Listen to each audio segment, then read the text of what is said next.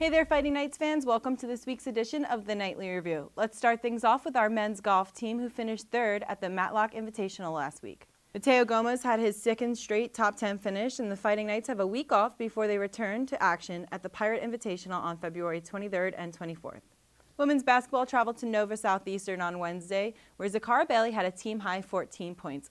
Unfortunately, they weren't able to get a W from the game. Later on in the week, our Fighting Knights took on St. Leo here in the DeHornley Sports and Cultural Center, where Bailey once again led the team with 14 points. The Fighting Knights fell short with a final score of 67-62 to the Lions. The team will have a week's rest and preparation for Saturday, February 21st, where they'll travel to Florida Southern for a 5:30 p.m. match against the Moccasins. Men's basketball also traveled to Nova Southeastern this week, where they beat the Sharks on the road, improving their road record to 9-0, the best in program history. Aaron Harrison dominated with a season-high 27 points in the win. Saturday, the men's team took on St. Leo here at home, trailing majority of the first half by at most 26 points. The team stuck together and had a complete turnaround in the second half.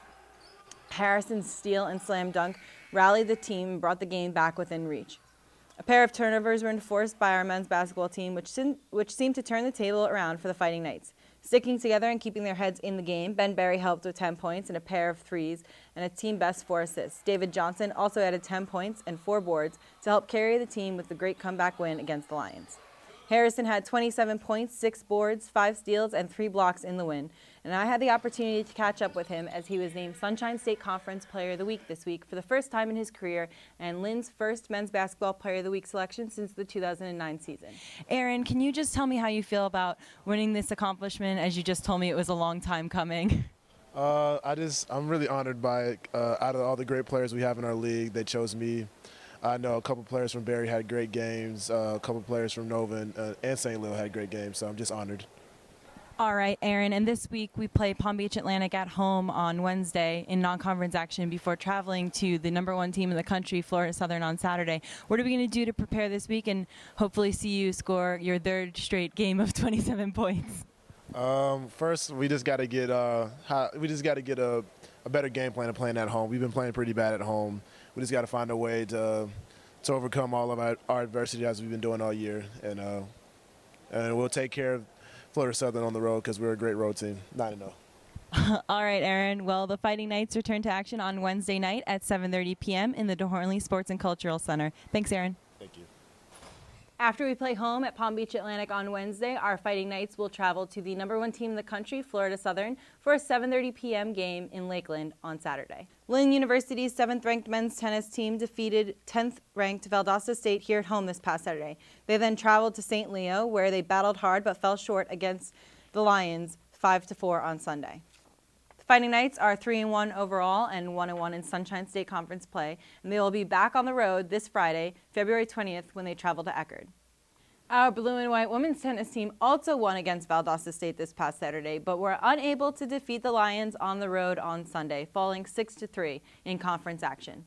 They will be back in action on Friday, February 20th, when they travel to Eckerd for a league match. On Saturday, our softball team had their season opener where they split a pair of games with Weber International. The Fighting Knights lost the first game 7-5, but Sharice McHenry was the hero in the second game when she hit a walk-off 2-run home run, lifting the Fighting Knights past Weber 4-2. Lynn returns to the Diamond on Friday, February 20th, when they take on Lincoln Memorial at the St. Leo tournament. We had a chance to catch up with one of our members of the softball team following this weekend's home opener and looking forward to the road games at St. Leo's tournament. Thanks, Olivia.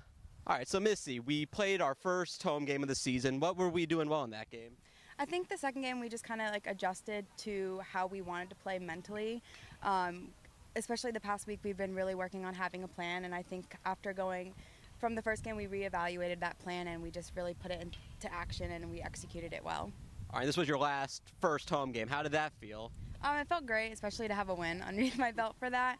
It's bittersweet, but I'm looking forward to the rest of the season, get some more wins. All right, and this weekend we're traveling to St. Leo for the St. Leo Invitational. What do we have to do to come back with some wins? I think we just, again, have to have our game plan set and play. We just have to come together also and execute and play every 7 innings. We kind of come out and play the first couple innings, and then we die down, and we come back the last 2 innings. So we have to play all 7, and I feel like if we play all 7 well, we'll be able to win.